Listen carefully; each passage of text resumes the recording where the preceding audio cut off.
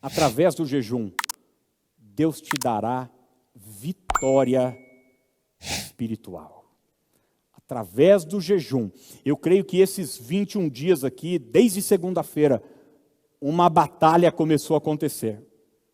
Sabe, quando a gente jejua, às vezes é como você jogar pedra num enxu de abelha lá, de marimbondo.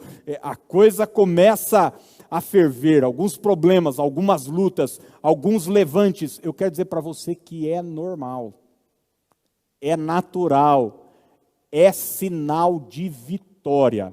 Não existe vitória sem luta, não existe vitória sem uma guerra. Um atleta, para ser vitorioso, ele precisa subir no ringue, ele precisa lutar. E o cristão a mesma coisa.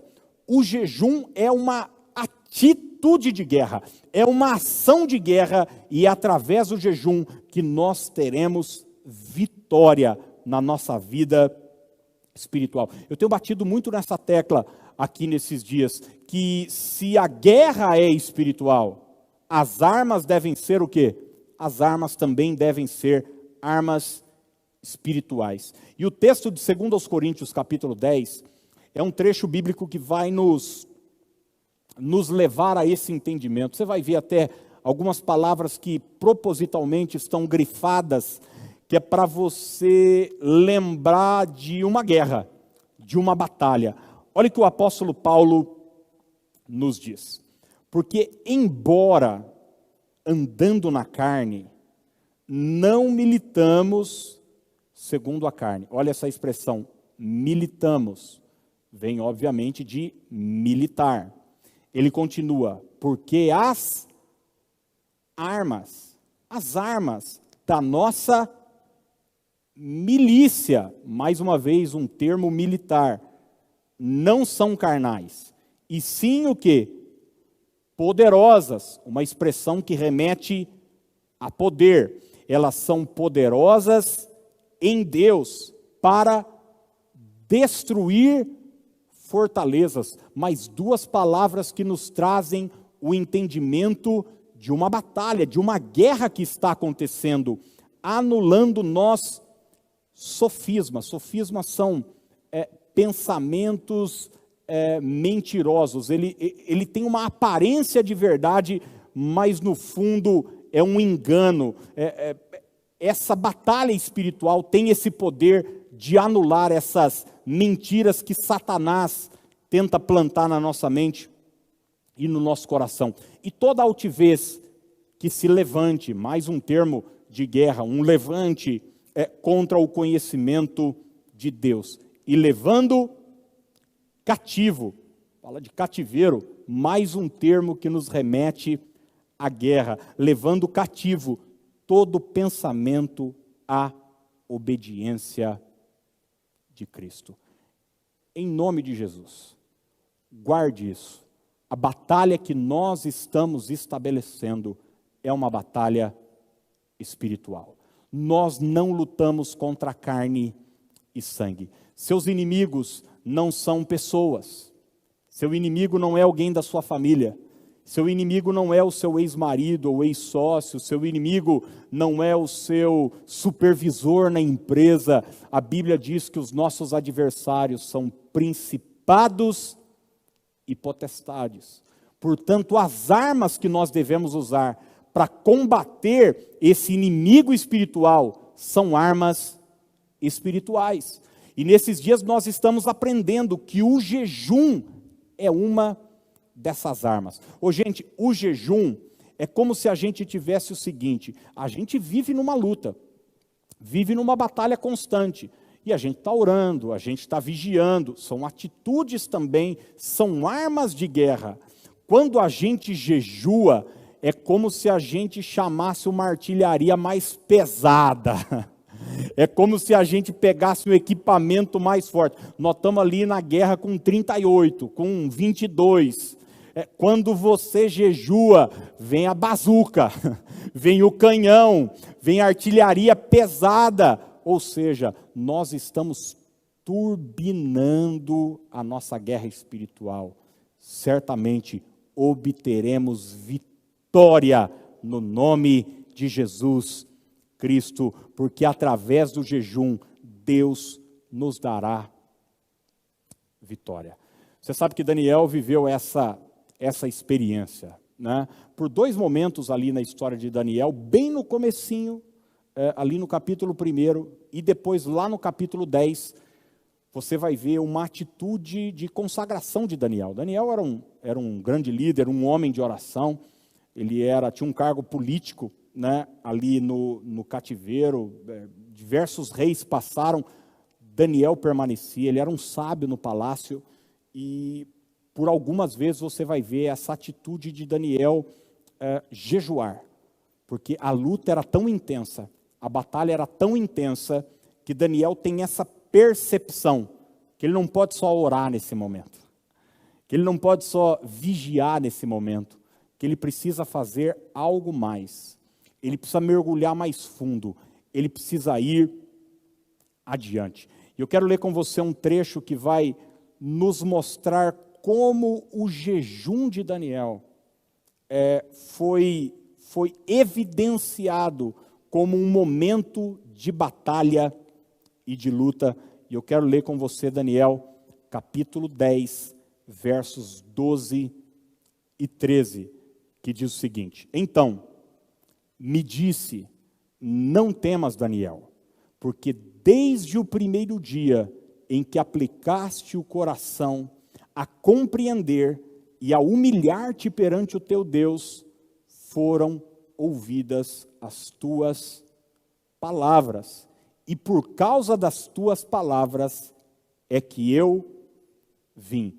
Olha que coisa interessante, desde o primeiro momento que Daniel se dispôs a orar, a resposta foi liberada. Se é um anjo, Gabriel, é o anjo Gabriel falando com Daniel, dizendo o seguinte: desde o primeiro momento, eu quero dizer para você que desde a primeira oração que você fez segunda-feira, a resposta já foi liberada.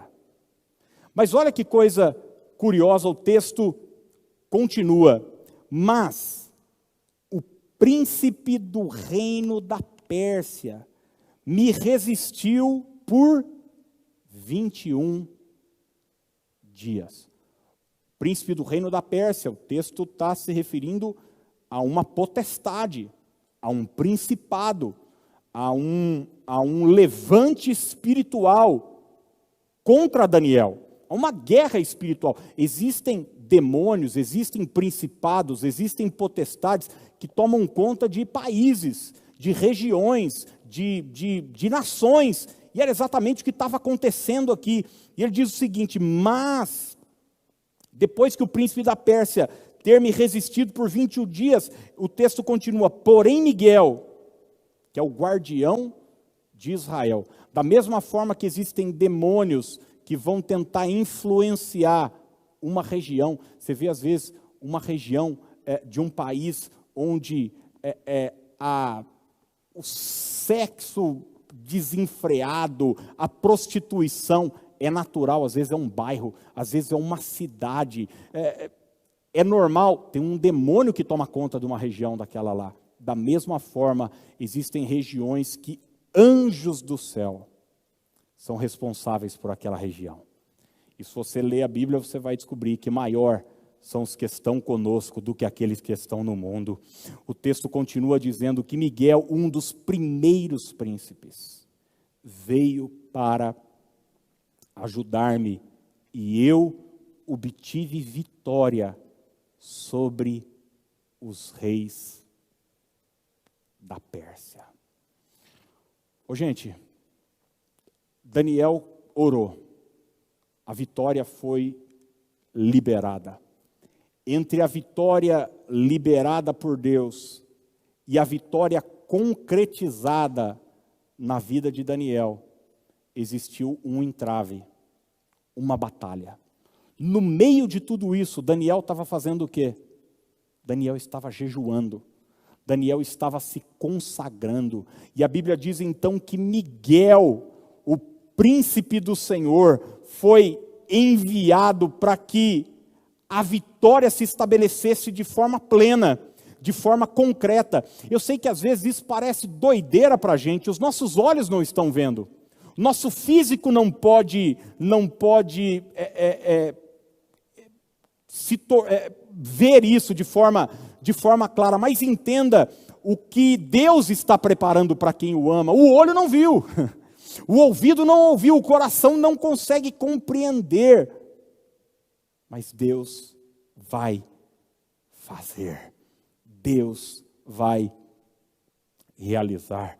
E é por isso que eu quero, nesse dia, através dessa palavra, te convidar a continuar o seu jejum. Se talvez você não começou com a gente na segunda-feira, entre conosco junto nesse momento, para que em nome de Jesus você tenha vitória espiritual. Existem muitas batalhas que você está travando, você tenta falar, você tenta argumentar, você tenta dar um jeito, e a coisa não acontece porque as armas que você está usando são armas carnais. É como se você estivesse dando murro em ponta de faca. Não vai adiantar, só vai piorar a situação. Você quer um exemplo? A conversão de alguém. A Bíblia diz que quem convence o homem do pecado, da justiça e do juízo é quem, gente? O Espírito Santo de Deus. Para que alguém se converta, existe uma guerra, existe uma batalha. Eu não estou falando de frequentar uma igreja, eu estou falando de uma conversão genuína. Existe uma batalha, existe uma guerra, porque quando alguém se converte, uma descendência toda é afetada. E o diabo não vai entregar os pontos facilmente. Então, não são argumentos humanos que vão conseguir convencer uma pessoa a aceitar Jesus, mas certamente através do jejum e da oração. Eu dei o exemplo uma vez, quando eu e parte da minha família nos convertemos. Minha mãe não tinha se convertido ainda, e demorou uns 3 anos para minha mãe começar a frequentar a igreja e posteriormente se converter. E assim, não é só que ela não ia e era contra, e era uma atitude oposta àquilo que a gente estava fazendo. Existiu um momento onde eu, minhas tias, aqueles que já tinham se convertido, a gente resolveu parar de falar e começar a jejuar. E eu, com 9, 10 anos, por muitas vezes fazia um propósito, ficava um mês sem tomar sorvete, sem comer chocolate, era o que eu conseguia fazer, sem tomar Coca-Cola. E é bom que você saiba que nesse momento, nesse período, minha mãe tinha uma lanchonete e uma sorveteria, onde tinha sorvete de taça, banana split, sundae, colegial, onde tinha Coca-Cola, doce. Eu ficava mais ali do que em casa, porque o comércio ficava aberto até tarde e tal, e eu me lembro que eu ficava lá, aquele monte de sorvete, imagina uma criança de 10 anos, 11 anos, 9 anos, ali, mas jejuando, falando, Deus, eu quero a conversão da minha família, eu quero a conversão da minha casa. Quando você jejua, Deus te concede vitória espiritual. Ouse nesse tempo apresentar a vida da sua família. Talvez você tenha um parente, seus pais, talvez seu esposo, esposa, que ainda não se rendeu ao Senhor Jesus. Vença ele com menos palavras e mais oração e jejum. Vai para o joelho, vai para o altar, levante-se de madrugada, consagre um tempo ao Senhor, e eu tenho certeza que essa batalha será vencida nas regiões celestes. Eu quero encerrar esse tempo deixando para você um verso. Inclusive, uma querida irmã me enviou esse versículo, a Cida, nesses dias. Eu quero encerrar esse tempo compartilhando com você uma convocação. É um chamado de Joel, capítulo 2, verso de número 12. Joel estava vivendo um tempo de imensa batalha, um tempo de vergonha, um tempo de destruição, um tempo de praga. Aliás, um tempo parecido com o que nós estamos vivendo como nação e como planeta, né? Muitas vezes essas situações são sinais para mostrar para a humanidade o quanto ela é pequena, o quanto ela é dependente de Deus. E Joel capítulo 2, verso 12, diz assim: agora, porém, declara o Senhor, voltem-se para mim, de todo o coração, com jejum, lamento e pranto. Voltem-se para mim, de todo o coração, com jejum, lamento e pranto.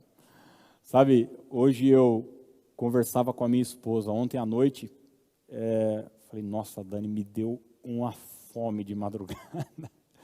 Me deu uma fome de madrugada, isso dá uma tristeza na gente, isso dá a carne se enfraquece, e é normal, é natural, mas é nesse momento em que o nosso espírito é fortalecido. Então, essa palavra é para te incentivar a continuar, a ir em frente, a ir em busca, mesmo que isso gere fraqueza na sua carne, tristeza na sua alma. Eu quero declarar que o choro vai ser transformado em alegria, em regozijo, vai valer a pena.